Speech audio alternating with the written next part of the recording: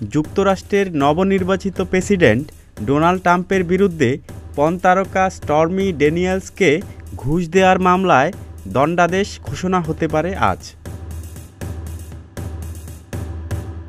যুক্তরাষ্ট্রের supreme court গতকাল বৃহস্পতিবার এই বিষয়ে একটি আদেশ দিয়েছে।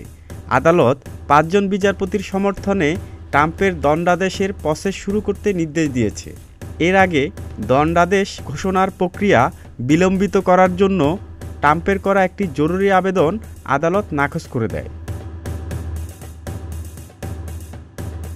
নিউ ইয়র্কের ম্যানহাটন আদালতের বিচারক হুয়ান মার্চেন চলতি মাসের শুরুর দিকে জানিয়েছিলেন যে ট্রাম্পের বিরুদ্ধে দণ্ডাদেশ ঘোষণা করা হবে, তবে তিনি এমন কিছু ইঙ্গিত দিয়েছিলেন যে ট্রাম্প শাস্তি বা কারাদণ্ডের সম্মুখীন হবেন না।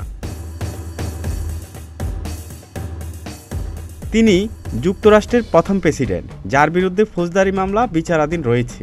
গত বছর মে মাসে ম্যানহাটন ডিস্ট্রিক্ট আদালতের বিচারকরা ট্রাম্পকে দোষী সাব্যস্ত করেন।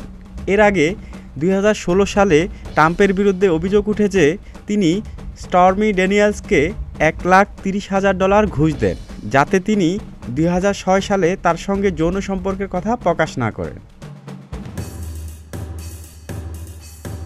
ট্রাম্প বারবার এসব অভিযোগ অস্বীকার করেছেন এবং বলেছেন এটি তার বিরুদ্ধে রাজনৈতিক উদ্দেশ্যপ্রণোদিত ষড়যন্ত্র। মহিন তপু, প্রতিদিনের বাংলাদেশ।